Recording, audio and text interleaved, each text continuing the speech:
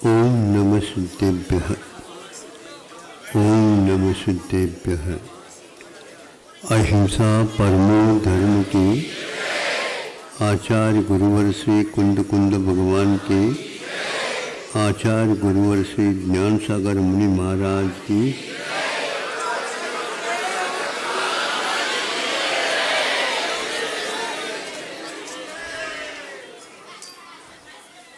जो पहले से आए हैं वो तो पहले बैठ जाए, कोई बाधा नहीं, किंतु जो पीछे से आ जाते हैं, बाद में आ जाते हैं, वो पहली लाइन में आने का जो प्रयास करते हैं उसके कारण यहाँ पर अव्यवस्था बहुत होती है। इसलिए आप जितना कहा गया है या नियम बनाया गया उसका ठीक तरह से पालन करना चाहिए।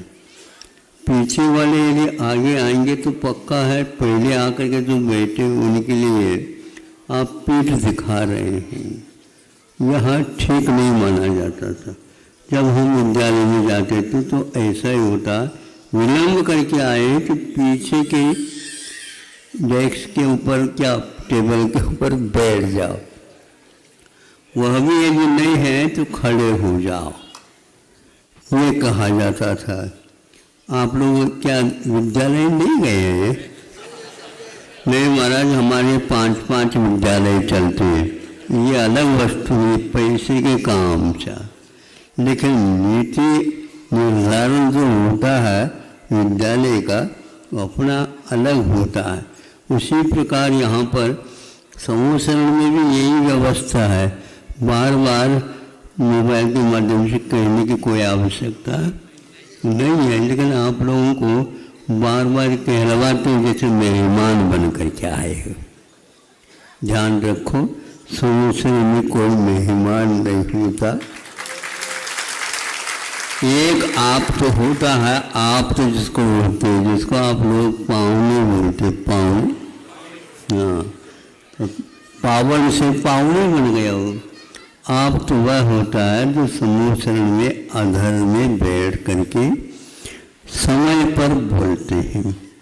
आप विलम्ब से आ गए तो आपको दिव्य ध्वनि सुनने को मिलेगा ही नहीं। ऐसा वहीं पर कमठ भी बैठता है और वहीं पर सब बैठते हैं और वहीं पर ऊपर भगवान में बैठ जाते हैं। अब कम से कम आप लोग अपने आप को बड़ा मानना, समूह शरण में तो छोड़ देना। तो हाँ, बीच में जय बोल करके आप अपना बड़ापन मत दिखाओ। नहीं, ये बिल्कुल शांति से रहो ना। हाँ, अब किसी नियम बनाए, एक एक नियम बनाते बनाते बनाते डायरी भर गई तो कौन से याद रखोगे आप? हाँ, इसलिए संक्षेप से ये कहता हूँ। अब देखो,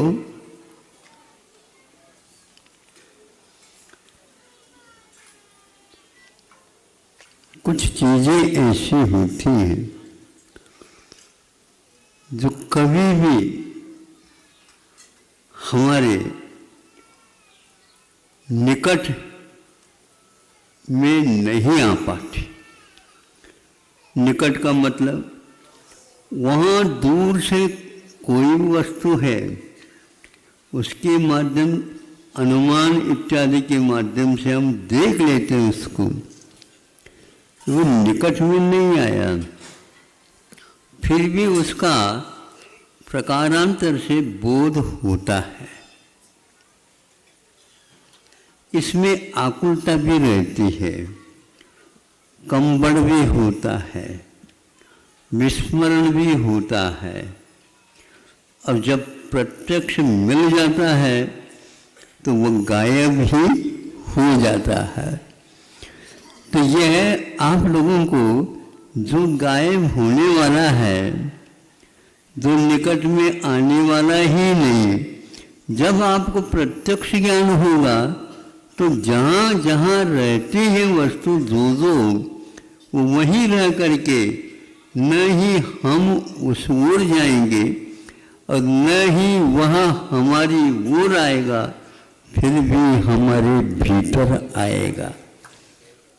भीतर आकर के यहाँ पर स्थान उन्होंने घेर लिया, वो ऐसा नहीं, केवल ज्ञेय के रूप में आपके भीतर आएगा।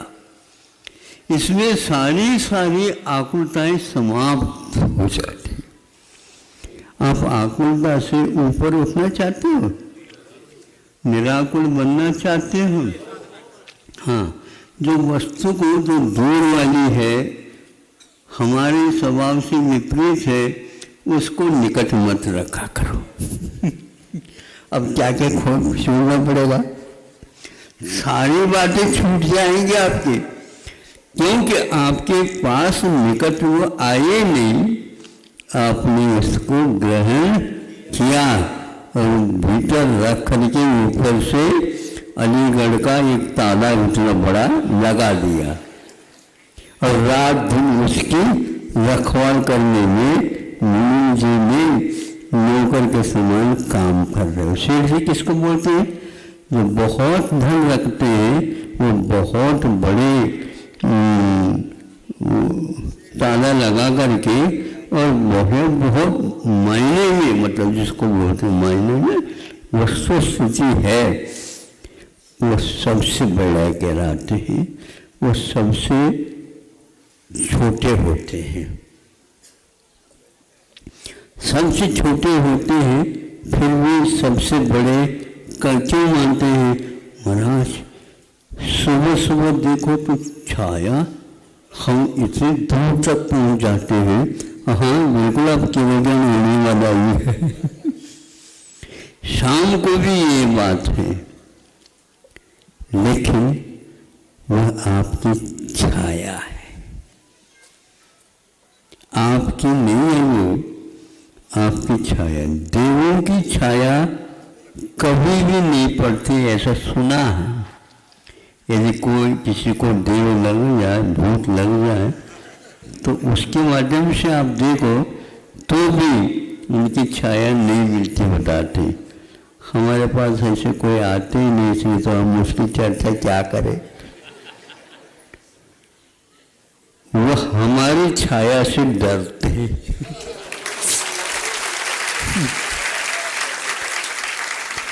हमसे तो नहीं डरते, किंतु हमारी छाया से डरते, क्योंकि उनकी छाया कहीं छूटी ना पड़ जाए। छाया जड़ की छाया है, आत्मा की छाया नहीं होती। आत्मा का कोई भार नहीं होता, आत्मा का आभार मानो।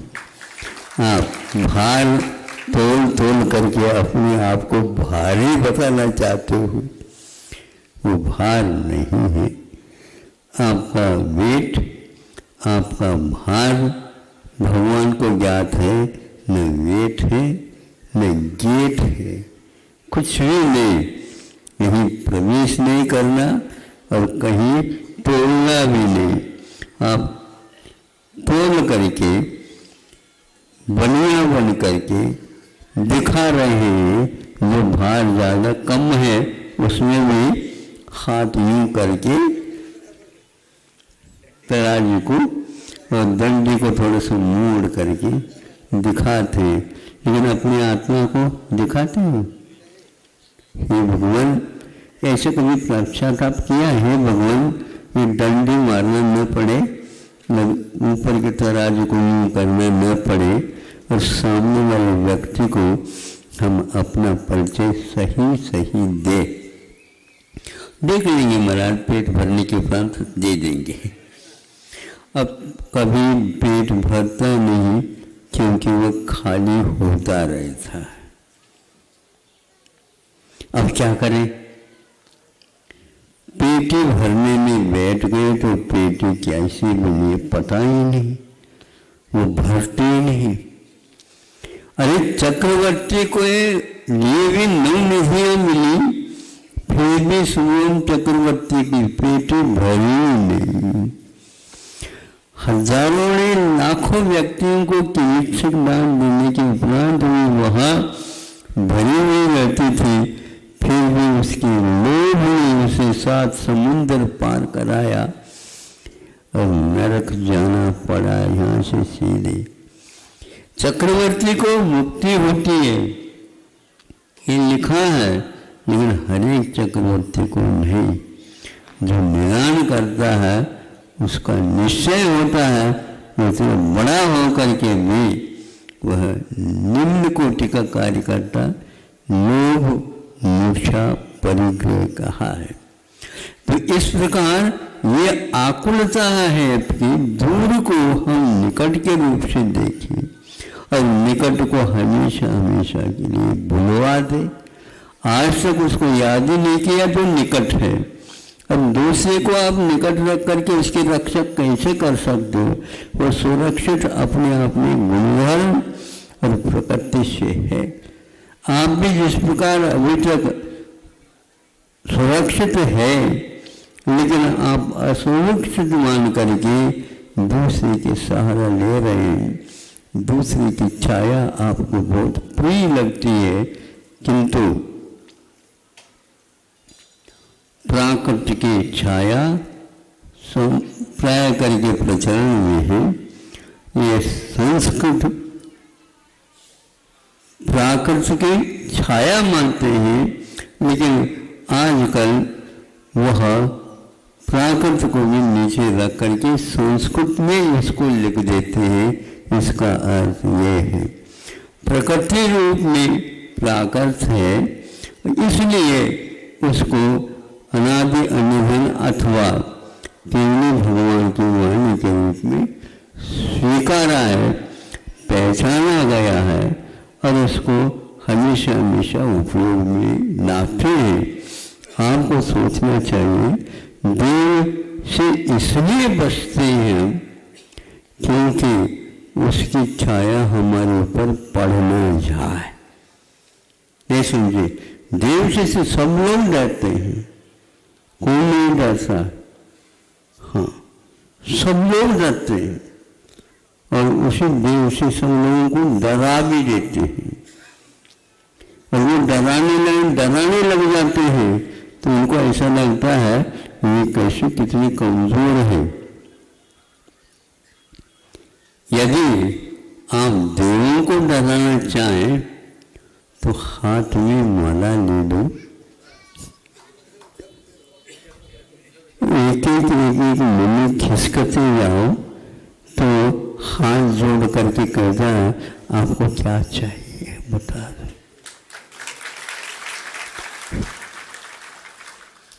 अब ये सोचो, वो हाथ जोड़ करके आपके सामने खड़ा हो गया केवल माला लेने मात्र से। अब हमें ये बांध देगा। हम आपको क्यों बांधे भैया? वो स्वयं बनते चले जा रहे हैं। ये आप अपने स्वरूप दिखाते तो आपको वसूल करने की कोई आवश्यकता नहीं थी। इसलिए परोक्ष को परोक्ष के रूप में, प्रत्यक्ष को प्रत्यक्ष के रूप में स्वीकार करके आकुलता को यदि आप छोड़ देते हैं तो आप निराकुल जैसे जैसे होंगे।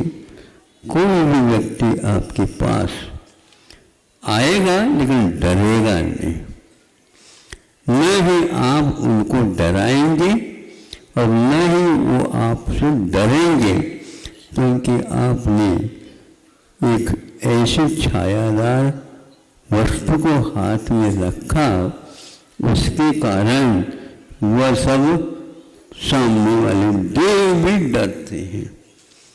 आप लोग देव से डरते हो और आपसे 1000 गुना देव आपसे डरते हैं। और हमारे पास कोई भी आता नहीं और डरता भी नहीं, और वह बैठ जाते हैं। महाराज आपके पास में कोई देव है बताते हैं? हाँ, हमारा तो महादेव भीतर है।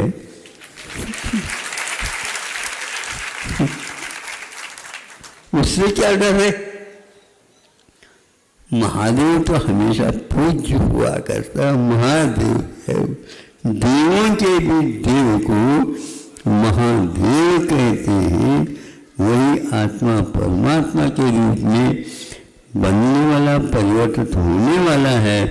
यह सूत्र हमें वीतरागी महादेव से प्राप्त है।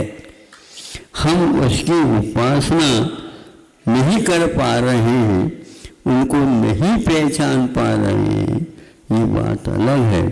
लेकिन महाराज वो कम से कम आपको थोड़े से अनुग्रह करके बता देते हैं, हमारे ये परिचय है, हमारे ये पता है, हमारे ये है, तुम मेरी आराधना करो। हमारे देव आराधना करो मेरी, ये नहीं कहते मुझे पहचान हो तो पहचान लो और अपने आप ही आराधना प्रारंभ हो जाएगी। भगवान को पहचानना ही भगवान की आराधना है। सही पहचान पैदा कर लो और एक बार भगवान की पहचान करके अपने देह, अपने हृदय में आसीन करोगे, फिर धीरे धीरे दूर को भी निकट जो बनाने का आपका इरादा है वो समाप्त हो जाए। भगवान के ज्ञान में 3 लोक झलकता है और आप एक झलक के लिए बाहर कूदते हैं मेंढक की भांति। हाँ हाँ, सकल दिए जायक कह भी रहे हो, निजानंद। अब आप निजानंद में तो है ही नहीं, आपके पास आनंद नाम की वस्तु ही नहीं दिखती। हमेशा हमेशा तो रोते रहते हो। रोने वाला व्यक्ति आनंद की पहचान नहीं करता है और आनंद की पहचान करता है, वह रोता नहीं है। इसलिए रोना धोना आपको छूट जाए, भगवान से प्रार्थना करता हूँ आपको दूर भागना न पड़े, सारी वस्तुएं झलक जाए। किंतु झलकन में आनंद नहीं, जिसमें झलक रहा है उसमें आनंद भरा हुआ है। यही प्रार्थना है प्रभु से। भगवान इनको मिले या न मिले, क्योंकि इनकी आकुलता बहुत लंबी चौड़ी है, हमें जल्दी जल्दी प्रत्यक्ष हो जाए तो फिर इनको कुछ कह भी सकते हैं। कैसे कह सकते हैं? अरे अब तो मान लो तुम लोग। ऐसा ही हुआ कमर से ना, तब मानने लगा जब पार्श्वनाथ भगवान का यथार्थ स्वरूप उसके सामने आ गया। हाँ, वैसे उसकी प्रतिलिपि है, बिंब है, उसके माध्यम से हम अपनी आत्मा को उसी रूप में स्वीकार करना प्रारंभ करते हैं। ऊपर तब तक के लिए है जब तक हम अपने आप को उनके रूप में अथवा वो हमें उनका जैसा स्वरूप है वैसे दिख जाए, यही प्रतीक्षा है। और इसके लिए आप लोगों को अपनी अपनी आकुलता छोड़ करके, कुछ आकुलता तो होती तो है महाराज, होती मैं भी जानता हूँ, लेकिन इतनी नहीं होनी चाहिए जो आपको होती है। हमें भी होती है आकुलता, हमें भी है, और दूसरे की अपेक्षा से भी हमें आकुलता होती है, पर यह उनका पहले कल्याण हो जाता कि यहाँ पर भीड़ कम हो जाए। अहिंसा परमो